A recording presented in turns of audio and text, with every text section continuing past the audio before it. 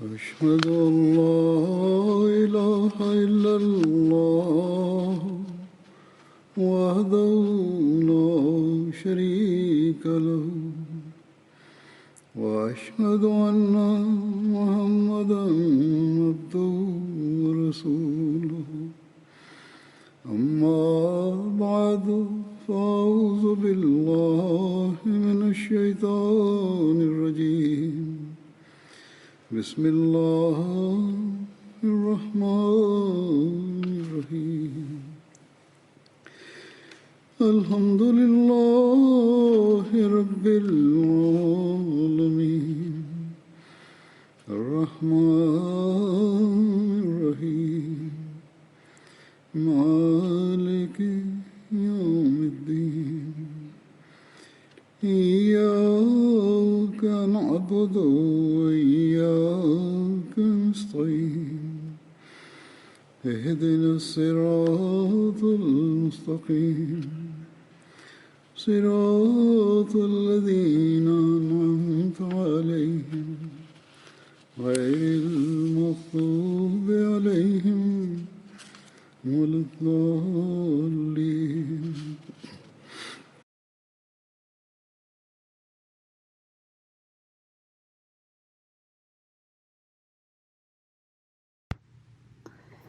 Bismillahirrahmanirrahim. Hazreti Halifatul Mesih peti, da Allah bude njegov pomagač, je rekao: u zadnjoj hudbi sam govorio o Hazreti Bilalu radijallahu anhu koji je učestvovao na Bedru.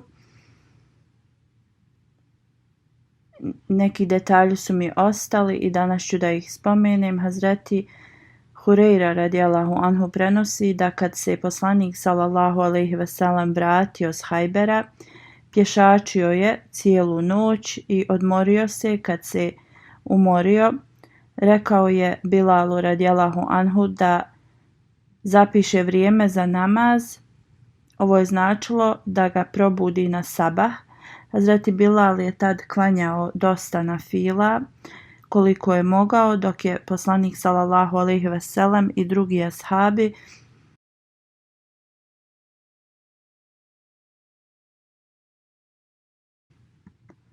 spavali. Kad je vrijeme za sabah se približilo, Bilal je sjeo i okrenuo se prema istoku, uslonivši se uz svoju kamilu, ali je bio preumoren i zaspao je.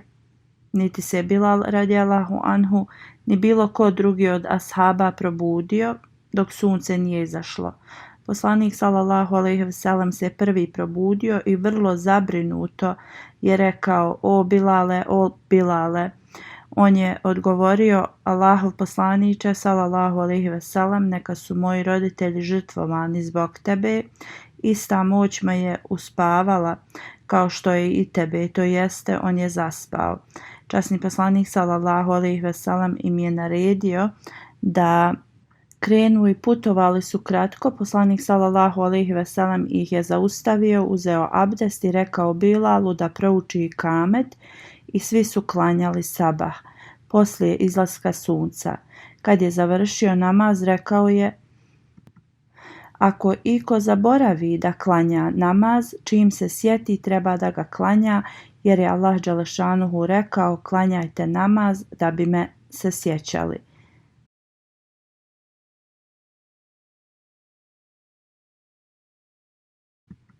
Na dan pobjede Mekke, kad je poslanik sallallahu alejhi ve sellem ušao u Kabu, Hazreti Bilal radijallahu anhu je bio sa njim. Hazreti ibn Omer radijallahu anhu prenosi: poslanik sallallahu alejhi ve sellem je stigao u Meku na dan pobjede Mekke i poslao je po Osmana bin Talha. On je otvorio Kabu, vrata Kabe, i poslanik Bilal i Usama bin Zaid i Hazreti Osman bin Talha su ušli unutra i zatvorili su vrata. Ostali su unutra neko vrijeme i onda su izašli. Hazreti ibn Omer radijallahu anhu kaže: otišao sam brzo do Bilala i pitao sam ga šta se je desilo. On je rekao: On, to jeste poslanik sallallahu alejhi ve sellem, je klanjao u Kabi. Pitao sam ga gdje je klanjao, on je rekao između ova dva stuba. Ibn Omer je rekao, zaboravio sam da pitam koliko rekata je klanjao poslanik sallallahu alejhi ve sellem. Hazreti Bilal radijallahu anhu bi poslije pokazivao ljudima gdje je poslanik klanjao. Hazreti Bilal radijallahu anhu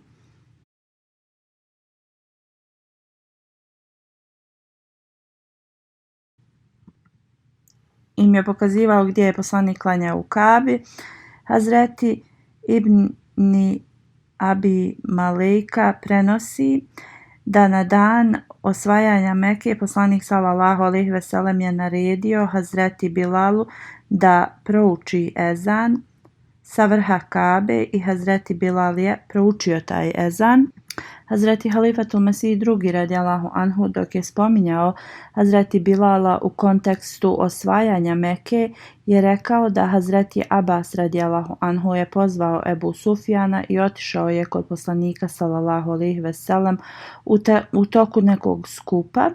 Časni poslanik sallallahu alejhi ve sellem je ugledao Ebu Sufjana i rekao je: da li ti i dalje ne vjeruješ da je Bog jedan? Ebu Sufjan je rekao: zašto ne bih vjerovao da postoji drugi Bog, zar nam ne bi pomogao?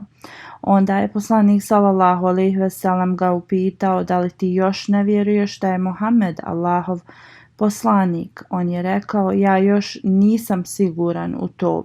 Hazreti Abbas radijallahu anhu je rekao: o ti nesretna dušo!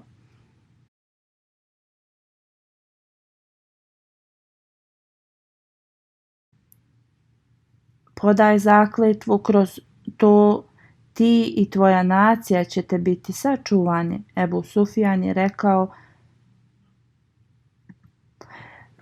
u redu, to ću uraditi. Zbog toga što je Hazreti Abbas insistirao, on je dao bejat, ali njegovo srce nije bilo potpuno ubijeđeno. Kako god, poslije je on postao istinski musliman. Kad je uzeo bejat, Hazreti Abbas mu je rekao: traži od poslanika da tvoja nacija bude zaštićena. U to vrijeme srca muhadžira su bila puna straha. Vjerovali su da kad čast Mekke bude uništena, da se ne može povratiti. Iako su oni prošli kroz grozne trenutke, nadali su se mirnom rješavanju. Ensarije su bili puni emocija i spremnosti. Časni poslanik sallallahu alejhi ve sellem je upitao: šta želiš od mene, Ebu Sufjana?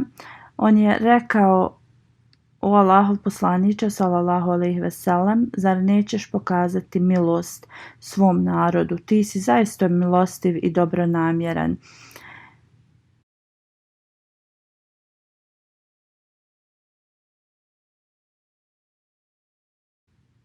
I ja sam tvoj rođak, tvoj brat i meni trebaš da ukažeš čast, jer sam ušao u islam. Poslanik sallallahu alejhi ve sellem je rekao: u redu, idi u Meku i reci kogod uđe u kuću Ebu Sufjana bit će zaštićen.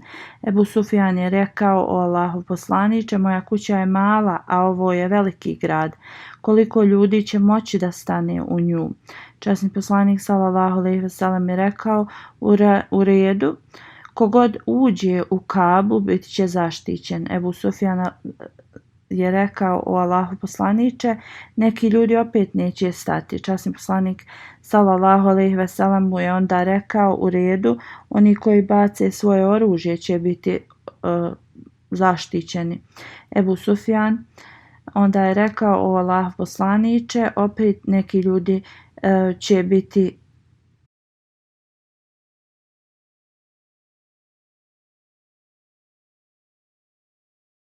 izostavljeni. Časni poslanik sallallahu alejhi ve sellem je rekao: kogod zatvori vrata od svojih kuća bit će zaštićen. Ebu Sufjan je rekao: o Allahov poslaniče, siromasi koji žive na ulicama bit će kao bit će ubijeni. Časni poslanik sallallahu alejhi ve sellem je rekao: u redu, pripremite zastavu za Bilala i donesite mi je. Abi Ruvejha je bio ashab i kad je poslanik sallallahu alejhi ve sellem sklopio bratstvo u Medini, uspostavio je bratstvo između Hazreti Bilala i Abi Ruvejha.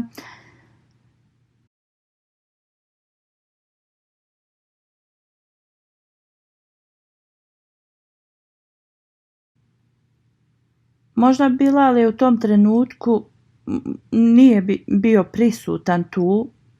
Ta zastava je data Abi Ruvejha i rekao je: ovo je Bilalova zastava, idi u grad i najavi da kogod stane iza Bilalove zastave dobit će zaštitu. Ebu Sufjan je rekao: ovo je dovoljno, Meka će biti spašena. Onda je tražio dozvolu da ide od poslanika sallallahu alejhi ve sellem i poslanik sallallahu alejhi ve sellem mu je rekao: možeš da ideš.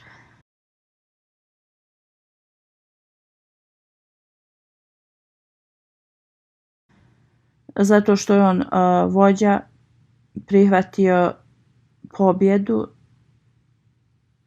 i prihvatio je tu pobjedu i nije bilo potrebno pitati da li će novosti dospjeti do Meke ili ne. Ebu Sufjan je došao u Meku uznemiren i ponavljao je: o ljudi, zatvorite svoja vrata, o ljudi, bacite svoje oružje, o ljudi, uđite u Kabu. I Bilalova zastava je podignuta. Ako stanete ispod nje, ljudi će biti zaštićeni. I ovo su ljudi počeli da rade. I onda islamska armija je ušla u Meku i ljudi su se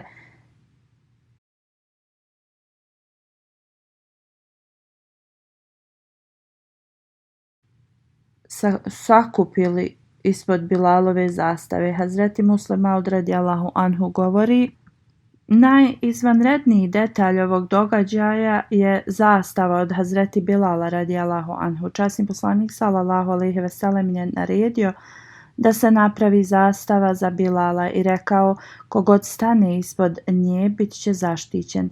Tako je poslanik sallallahu alejhi ve sellem bio vođa, ali on nije imao zastavu. Poslije njega žrtvovanja Ebu Bekra radijallahu anhu su bila sljedeća za islam, ali ni on nije imao zastavu. Poslije njega Hazreti Omer također nije imao zastavu. Pa onda Osman radijallahu anhu, ni on nije imao zastavu.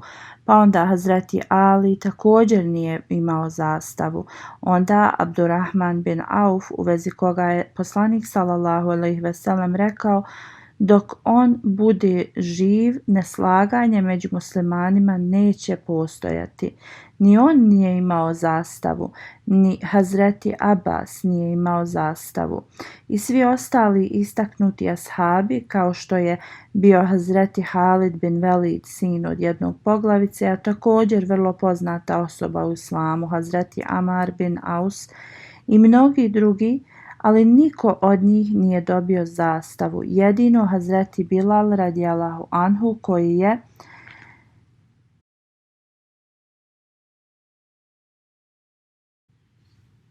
razlog bio za ovo,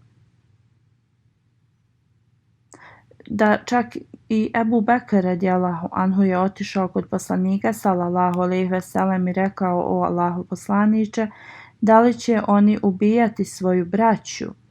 I zaboravio je na sve što su oni radili njima i samo ih je smatrao braćom. Onda Hazreti Omer, koji bi govorio: o Allahu poslaniče, ubij nevjernike, kad je časni poslanik sallallahu alejhi ve sellem odlučio da im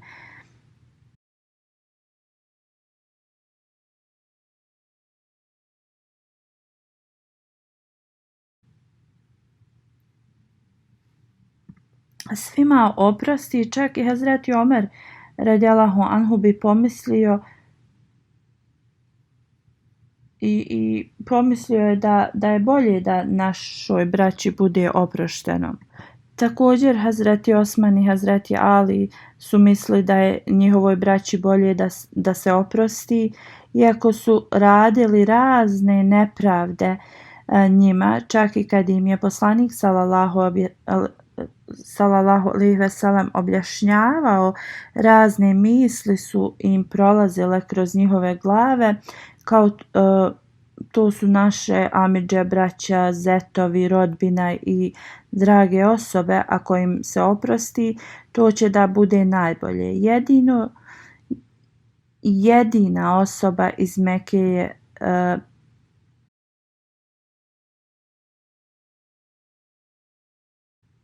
je bio Bilal radijallahu anhu, koji nije imao rodbinu u Mekki i nikakav autoritet, i koji je bio mučen do iznemoglosti.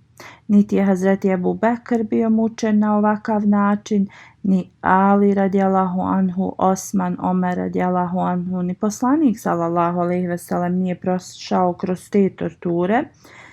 Spomenuto je u ranijim hudbama, huzur kaže da je poslanik sallallahu alejhi ve sellem i Hazreti Ebu Bekr bili suočavani s progonima. Kako god, objasnio sam da su i oni prolazili kroz razne poteškoće, ali Hazreti Bilal je bio jedini koji je prošao kroz grozan period. I ovdje Hazreti Muslim Maud radijallahu anhu ne govori da i oni nisu prošli kroz okrutnosti, ali on govori da niko nije prošao kroz ovakav tretman. On govori da je Hazreti Bilal ležao na usijalom pijesku i možemo da vidimo da u maju ili junu ovdje ne možemo bosi da hodamo, Hazret Muslim Maud kaže, a on je morao da leži bez odjeće na takvom pijesku.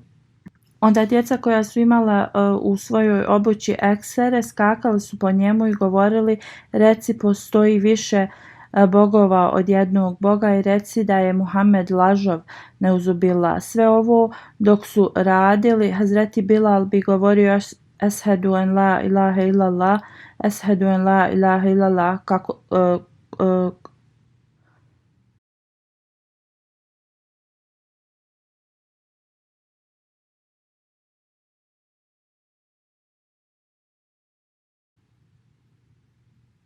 i rekao je: kako da ja to kažem kad sam saznao da je Allah jedan i da je Muhammed sallallahu alejhi ve sellem istinski poslanik, kako da govorim i kako da ga nazovem lažovom. Onda bi ga djeca još više tukla. Ovako su se ponašali prema njemu kad su bili ljetni dani. U toku zime bi ga vezali konopcima za noge i onda bi ga vukli po ulici i njegovo tijelo bi bilo svo izranjavano i tražili su da on izgovori da postoji drugi bogovi osim Boga i da je poslanik lažov, neuzubillah. On bi samo ponavljao ešhedu en la ilaha illallah. A sad u ovom trenutku muslimanska armija je imala 10.000 vojnika. Bilal je morao pomisliti da ovo vrijeme je došlo da naplati to njegovo mučenje. Kako god, kad je poslanik sallallahu alejhi ve sellem rekao da svi oni koji uđu u kuću Ebu Sufjana biće i odbace oružje, zatvore vrata ili uđu u Kabu će biti spašeni, možda misao kroz Bilalov radijallahu anhu je prošao da poslanik oprašta svojim bližnjima, što zaista je veliko djelo, ali kako će on dobiti pravdu?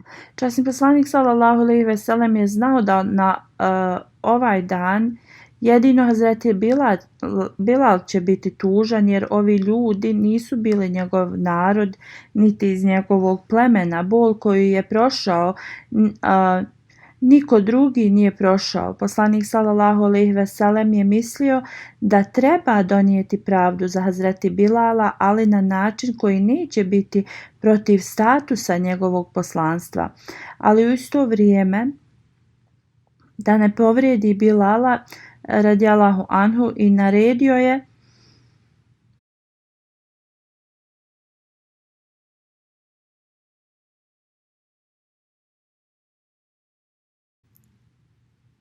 da se napravi Bilalova zastava i ove poglavice koji su mučile Hazreti Bilala, i ako oni žele da njihov život bude sačuvan, Bilal koji nije imao ništa svoje, a oni su sa svojim ženama i djecom išli i stali pod Bilalovu zastavu. Hazret Musleh Maud kaže, ja vjerujem od početka vremena, od kako su ljudi počeli da izračunavaju račune i pravdu, nikada na ovakav način pravda nije bila postignuta. Kad je Bilalova zastava stavljena kod Kabe, situacija je bila totalno drugačija. Poglavice koji su pognutih glava stajali ispod Bilalove zastave, tražili su prije da on porekne Boga i poslanika sallallahu alejhi ve sellem i trčali držeći djecu za ruke da bi se zaštitili pod Bilalovom zastavom. Zamislite koliku ljubav i predanost Bilalovo srce je imalo u tom trenutku prema časnom poslaniku sallallahu alejhi ve sellem. Morao je misliti da nikada nije mogao zamisliti da će dobiti pravdu ili priliku za pravdom protiv nevjernika. Sada je dobio pravdu na način da svaka osoba koja je prije skakala po njegovim prsima, sada je spuštene glave stoji ispod njegovih nogu. Ovo je bila njegova pravda. Ova pravda je bila bolja od Jusufove, jer je Jusuf oprostio svojoj braći radi svog oca. To je uradio radi oca i radi svoje braće. Časni poslanik sallallahu alejhi ve sellem je oprostio svojoj braći i amidžama jedino poslije kad su oni stali pod zastavu bivšeg groba. Iako ako mi ovo usporedimo sa Jusufom alejsalamom, ovo je iznad toga. Huzur spominje gdje je ove detalje našao, kaže da neki mu pišu, da neki događaji su zapisani na drugačiji način, ali Huzur kaže neki događaji su ukratko zapisani, dok neki su detaljno, ali svrha te poruke je ista na kraju. Ovdje se spominje da je Ebu Sufjan upitao časnog poslanika sallallahu alejhi ve sellem da li će Mekanlije biti spašene ako ne bace oružje. Časni poslanik sallallahu alejhi ve sellem je rekao svakako, ali moraju da zatvore vrata svojih kuća i oni će biti zaštićeni. Hazreti Abbas radijallahu anhu je rekao poslaniku sallallahu alejhi ve sellem da Ebu Sufjan je vrlo ponosna osoba i šta je on želio da pita da li će njegova čast biti zaštićena i poštovana. Ovo se spominje, ovo je dodatak kad je Hazreti Abbas radijallahu anhu doveo Ebu Sufjana kod poslanika sallallahu alejhi ve sellem. Poslanik je rekao u redu, kogod bude ušao u kuću od Ebu Sufjana je zaštićen. Kogod uđe u Kabu, baci oružje, zatvori vrata svoje kuće ili uđe u kuću od Hakim bin Hizam, bit će zaštićen. Poslije ovoga časni poslanik sallallahu alejhi ve sellem je pozvao Abi Ruvejha, koji je bio pod bratstvom sa Hazreti Bilalom, abesinijski robom. Poslanik sallallahu alejhi ve sellem je rekao: kogod stane pod zastavu Ebu Ruvejha ima zaštitu i naredio je Bilalu da ovo razglasi ljudima. Kogod stane pod zastavu Ebu Ruvejha dobit će zaštitu. Ovaj dio gdje Hazreti Bilal ovo govori je dodatak ranije spomenutom. Ovo naređenje časnog poslanika sallallahu alejhi ve sellem u vezi Bilala i radijallahu anhu ima ogromnu mudrost. Ljudi su prije vezali Hazreti Bilala i vukli ga ulicama Mekke. Ulice Mekke nisu bile udobno mjesto za Hazreti Bilala radijallahu anhu zbog svih njegovih progona. Časni poslanik sallallahu alejhi ve sellem je mislio da na ovaj dan Bilalovo srce teži za pravdom i pravda treba da bude izvršena, ali je bilo potrebno da se ova pravda desi prema učenju Islama. Časni poslanik sallallahu alejhi ve sellem nije tražio pravdu za Hazreti Bilala da bi on odrubljivao glave. Radije naredio je Bilalu da razglasi da kogod bude ispod zastave njegovog brata bit će spašen. Kako god ova veličanstvena pravda bila je, dok je Bilal glasno govorio ovo: o ljudi Mekke, stanite pod zastavu mog brata i bit ćete zaštićeni. Osjećaji za kaznu prema ovim ljudima su se sigurno smanjili u njegovom srcu. I nije postojala bolja pravda od ove koju je časni poslanik sallallahu alejhi ve sellem uradio za njega. Spominjući Hazreti Bilala i njegovo strpljenje kad je Meka bila osvojena, Hazreti Halifetul Mesih II radijallahu anhu kaže: ovakvo je bilo stanje Hazreti Bilala navodeći sve što je već on prošao. Na dan pobjede Mekke poslanik sallallahu alejhi ve sellem mu je dao zastavu i rekao: o vođe Mekke, ako želite zaštitu, stanite ispod Bilalove zastave.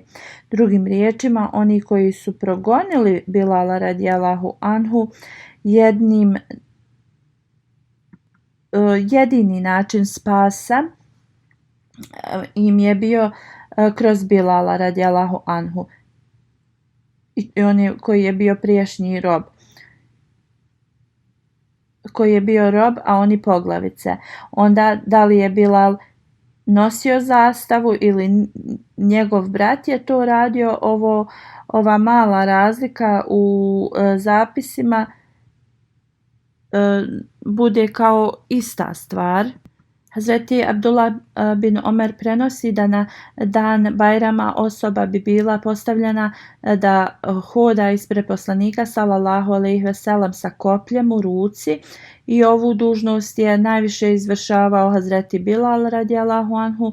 Muhammed bin Amar prenosi da Hazreti Bilal bi zabuo to koplje u zemlju.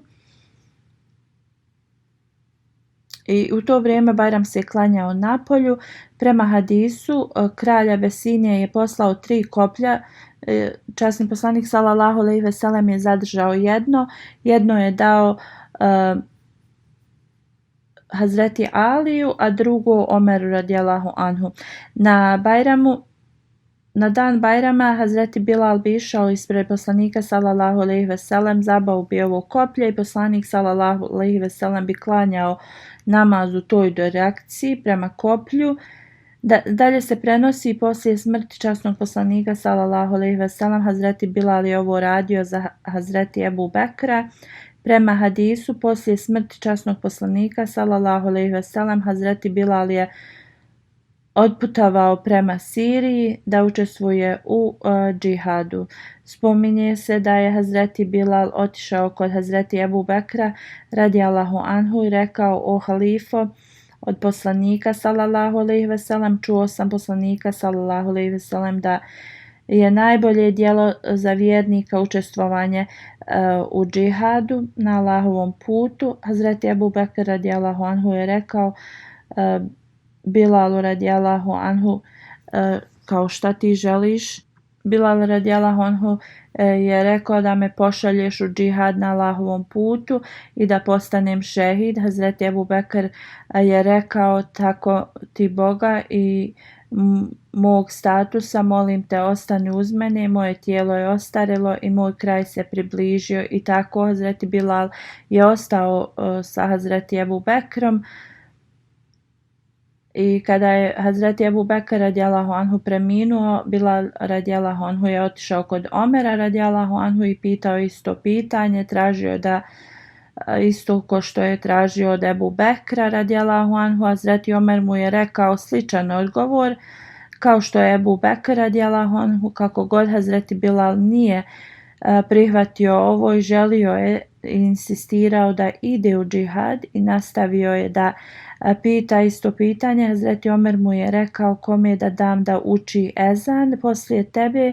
Hazreti Bilal je predložio Hazreti Sada jer je i on učio ezan u toku života časnog poslanika sallallahu alejhi ve sellem. Onda je Hazreti Omer radijallahu anhu dao dužnost ezana Hazreti Sadu i da njegovo potomstvo također nastavi ovo. Poslije njega dao je dozvolu Hazreti Bilalu da ide u džihad. Ovo je u jednom hadisu. U drugom hadisu razgovor između Ebu Bekra radijallahu anhu i Bilala radijallahu anhu je bio ovakav. Musa bin Muhammed prenosi od svog oca da poslije smrti časnog poslanika sallallahu alejhi ve sellem Hazreti Bilal je proučio ezan i prije nego što je poslanik sallallahu alejhi ve sellem bio, to jeste prije nego što je poslanik bio ukopan, kad je Hazreti Bilal proučio ešhedu enne Muhammeden Rasulullah, on bi umjesto ešhedu izgovarao eshedu zato što nije mogao da izgovori pravilno. Ljudi su počeli da plaču kad je časni poslanik sallallahu alejhi ve sellem bio ukopan.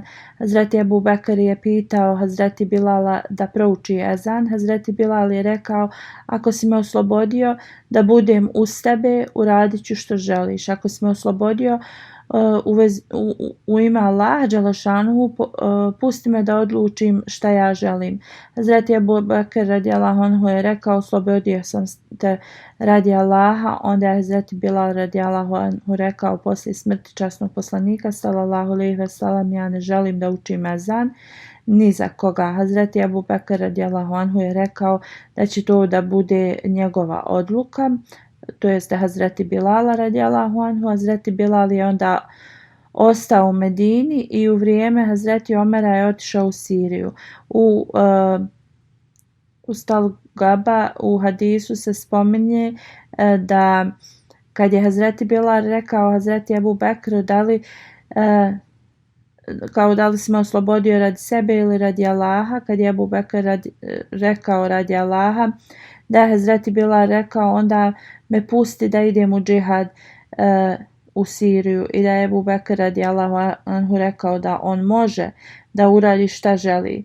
Huzur kaže da većina hadisa prenosi da je njegovo vrijeme odlaska u Siriju bilo u toku hilafeta Hazreti Omera radijallahu anhu.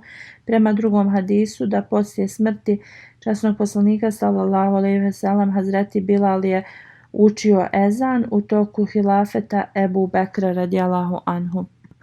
U jednom hadisu se prenosi da je Hazreti Bilal radijallahu anhu sanjao poslanika sallallahu alejhi ve sellem kako mu kaže: o Bilale, kako je nepažljivo od tebe da nisi došao da me posjetiš. Hazreti Bilal, koji je bio u Siriji tada, sa velikom tugom se je popeo na svog konja i vratio se natrag u Medinu. Kad je došao na mezar časnog poslanika sallallahu alejhi ve sellem, počeo je da nekontrolisano plače. Hazreti Hasan i Husein su tada došli. Hazreti Bilal ih je izgrlio i poljubio. Hazreti Hasan i Husein su rekli da oni žele da on prouči ezan za sabah namaz i Hazreti Bilal se popeo na krov i prema prenosiocu kad je rekao Allahu Akbar, Medina je odjekivala. Kada je učio Ešhedu an la ilaha illallah, još više je grad odjekivao i kad je rekao Ešhedu anna Muhammeden Rasulullah, čak i žene su izašle iz svojih odaja. Prenosijac je rekao nikada nije vidio toliko ljudi da plaču na isti dan kao tada. U drugim riječima, muslimani su bili podsjećeni na vrijeme časnog poslanika sallallahu alejhi ve sellem i emocije su ih predvladale. U toku hilafeta Hazreti Omera radijallahu anhu, kada je Hazreti Bilal tražio da ide u džihad, Hazreti Omer ga je upitao šta te je zaustavilo da učiš ezan. Hazreti Bilal radijallahu anhu je rekao, ja sam učio ezan prema naredbi časnog poslanika sallallahu alejhi ve sellem, to sam radio do njegove smrti. Onda sam učio prema naređenju Hazreti Ebu Bekra radijallahu anhu, jer me je on oslobodio i radio sam to do njegove smrti. Poslanik sallallahu alejhi ve sellem je rekao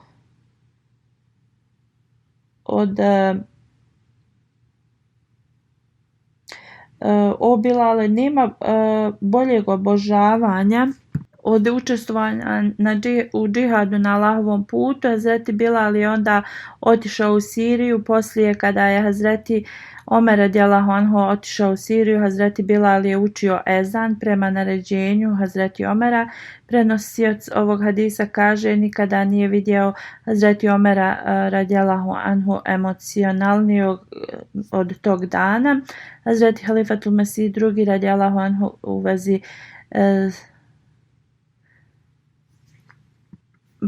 pred kraj života Hazreti Bilala kaže da je on otišao u Siriju. Ovdje se spominje da ljudi nisu prihvaćali ponudu za njegov brak kad bi nudio kako god. Ranije je spomenuto da je on bio oženjen. Možda nije dobio odobrenje zato što je putovao u Siriju ili u Siriji nije dobio bračni prijedlog. U svakom slučaju u prošlosti on je bio oženjen. Hazret Muslim kaže da je Hazreti Bilal poslao ponudu za brak u Siriju i rekao je da je on Afrikanac i da je do njih ako žele da ga prihvate, ali ako ga prihvate zato što je on bio ashab poslanika sallallahu alejhi ve sellem je velika korist za njih. I onda je rekao, neko je prihvatio njegov prijedlog za brak i on je otišao u Siriju.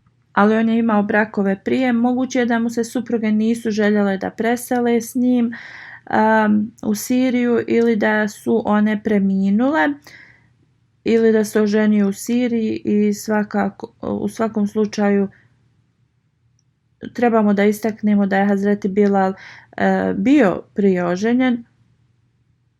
Iako Hazreti Muslim spominje tu da niko niti je nudio mu brak, niti je prihvaćao. Allah najbolje zna kontekst ovih riječi, ali Hazreti Bilal radijallahu anhu je kada je se oženio ostao je u Siriji. Detalji o njegovom braku su samo spomenuti, ali šta želim da spomenem jeste jedan san koji on sanjao. Časni poslanik sallallahu alejhi ve sellem je rekao, Bilale, izgleda da si me zaboravio. i ne dolaziš da posjetiš moj mezar. Hazreti Bilal je odmah spremio se i otišao u Medinu i puno se molio kod mezara časnog poslanika sallallahu alejhi ve sellem. Vijest o njegovom dolasku se raširila po Medini i Hasan i Husein su došli kod njega. Oni su bili tad dosta stariji i pitali su ga da li si ti učio ezan u toku života poslanika sallallahu alejhi ve sellem. Njih oba dvojica su odgovorio je da i oba dvojica su ga pitali da li on može da prouči ezan za njih. Tada je Bilal radijallahu anhu proučio ezan i mnogi su čuli taj ezan u toku hilafeta Hazreti Omara radijallahu anhu. Hazreti Omer radijallahu anhu je uspostavio sistem koji se brinuo o računovodstvu u Siriji. Kad je ovo završio, Hazreti Bilal je otišao u Siriju i boravio je tu sa mudžahidima. Hazreti Omer mu je rekao: koga ćeš ti da postaviš da se ovdje brine u vezi tvojih financija? On je rekao Abu Ruvejha, jer je on je ta osoba koju je poslanik sallallahu alejhi ve sellem uspostavio bratstvo između nas. Amar bin Mamun prenosi od svog oca da brat od Hazreti Bilala je govorio da je on Arap i da se smatra kao Arapom. On je poslao prijedlog za brak nekoj Arapkinji i ona je rekla ako Hazreti Bilal dođe da će ona možda da razmisli o tom prijedlogu za brak. Kad je Hazreti Bilal radijallahu anhu došao, proučio je šehadet i rekao: ja sam Bilal bin Rabah, a ovo je moj brat. Što se tiče njegove vjere i morala, on nije dobar čovjek, ali ako želiš da se udaš, možeš, a i možeš i da odbiješ. Ona je rekla: pošto je on tvoj brat, ja ću se složiti da se udam za njega. I ona se udala za brata od Hazreti Bilala. Zeid bin Aslam prenosi da neki ljudi iz nekog plemena su došli da vide poslanika sallallahu alejhi ve sellem. Oni su došli i pitali poslanika sallallahu alejhi ve sellem da sklopi brak od njihove sestre sa nekim čovjekom. Poslanik sallallahu alejhi ve sellem je rekao: šta vi mislite o Bilalu? Oni nisu ništa rekli, otišli su pa su došli još jedan put, pa onda još jednom treći put i pitali isto. Poslanik sallallahu alejhi ve sellem je tad uvijek govorio u vezi Bilala. I onda je na kraju rekao: šta mislite u vezi Bilala koji je stanovnik dženeta? I prenosioc govori da su tad oni prihvatili da se njihova sestra uda za Hazreti Bilala. Hazreti Mirza Bešir Ahmed Zahid piše u toku hilafeta Hazreti Omara radijallahu anhu, on zajedno sa Ebu Sufjanom i mnogim drugim poglavicama Mekke koji su prihvatili islam kada je Meka bila pobjeđena, otišli su kod Hazreti Omara radijallahu anhu. Huzur kaže ovdje ovo on je greškom napisano. Znači Ebu Sufjan i razne poglavice koji su prihvatili islam padom Mekke su otišli kod Hazreti Omera radijallahu anhu. U isto vrijeme Bilal, Amar, Suhejb radijallahu anhu su došli i neki drugi su došli da se sastanu sa Hazreti Omerom. Ovo su koji su bili bivši robovi i koji su bili puno siromašni, ali su oni na početku prihvatili islam. Kada je Omer radijallahu anhu dato do znanja da su i oni došli, on je pozvao Bilala prvog. Tada je Ebu Sufjan još posjedovao neke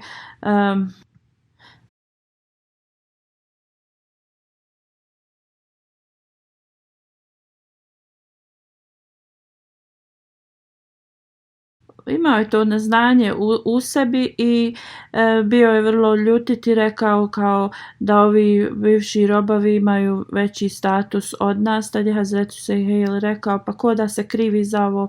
Muhammed sallallahu alejhi ve sellem nas je pozvao u vjeru i oni su prvi prihvatili. Hazreti Muslima odgovori o ovom događaju kao jednom kada su ove poglavice se sakupili i došli kod Omara radijallahu anhu, tada je došao Hazreti Bilal kojeg su oni tukli i progonili. I kada je na taj skup došao Hazreti Bilal, Hazreti Omer je rekao ovim poglavicama i njihovim sinovima da se pomaknu tako da Hazreti Bilal može da prođe i da sjedne. On je samo sjeo dok je došao još jedan prijašnji rob, ashab sadašnji, i Hazreti Omer je upitao opet da se oni pomaknu. I zato što je Allah želio da ih postidi ove poglavice, tad su počeli ovi siromašni ashabi da dolaze jedan po jedan i Hazreti Omer bi uvijek pitao isto da se oni pomaknu. I do te mjere ovi su poglavice bili skroz kod vrata gdje se obuća ostavljala i onda to oni nisu mogli da istrpe više, izašli su napolje i počeli su da razgovaraju između drugih kako su oni bili kao osramoćeni ovim činom, kao kako prijašnji robovi sad sjede ispred njih. Jedan od mlađih poglavica koji je razmišljao bolje od ovih rekao je da, zaista smo mi postiđeni, ali čije je to, zbog kakvog, čijeg je to djela se desilo? Kada su naša braća i očevi radili razne okrutnosti poslaniku sallallahu alejhi ve sellem, oni su stajali uz njega. Oni zaista zaslužuju veliku čast zbog njihovih dijela, onda zašto se vi bunite? I to je radi zlih namjera vaših predaka da vi niste sad dobili tu čast kao ovi bivši robovi. Kad je on ovo rekao, oni su tad shvatili. Oni su rekli, zaista naši preci su krivi za ovo, ali da li postoji način da mi možemo ovo da od nas kao operemo od nas? Oni nisu mogli da nađu rješenje i onda su se složili da odu kod Hazreti Omera radijallahu anhu. Kada su se vratili, svi ovi drugi ashabi su otišli. Kao oni su željeli rješenje šta oni da urade da se ovo otkloni od njih, ova prošlost njihovih predaka. Hazreti Omer radijallahu anhu im je rekao, nemojte da budete tužni, ovo su ashabi koji su bili uz časnog poslanika sallallahu alejhi ve sellem i na njegovim skupovima oni su uvijek sjedili naprijed i to je bila moja dužnost da i danas oni sjede ispred. Ovi koji su došli rekli su da oni shvataju.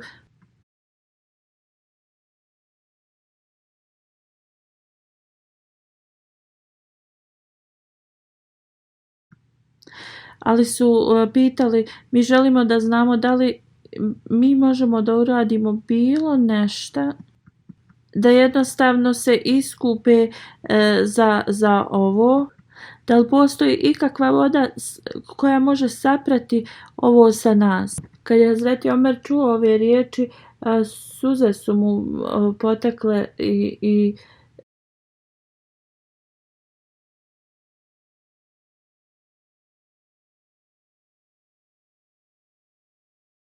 razmišljajući koliko su ovi ljudi sad predani da izbrišu greške njihovih predaka. Ništa nije mogao zato što je bio predvladan emocijama, nije mogao da govori i samo je pokazao prema Siriji. U to vrijeme muslimani su tu borili se protiv Cezara.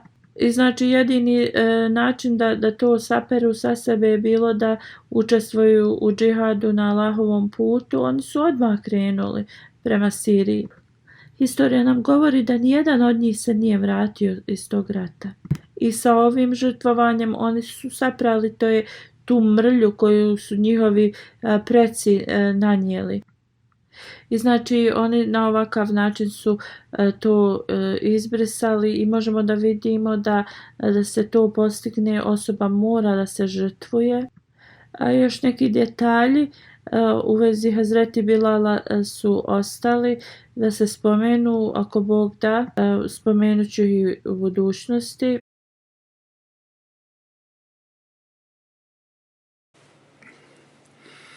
Alhamdulillah الحمد لله نحمده ونستعينه ونستغفره ونؤمن به ونتوكل عليه ونعوذ بالله من شرور أنفسنا ومن سيئات أعمالنا من يهده الله فلا مضل له ومن يضلل فلا هادي له ونشهد أن لا إله إلا الله ونشهد أن محمدا عبده ورسوله عباد الله رحمكم الله إن الله يأمر بالعدل والإحسان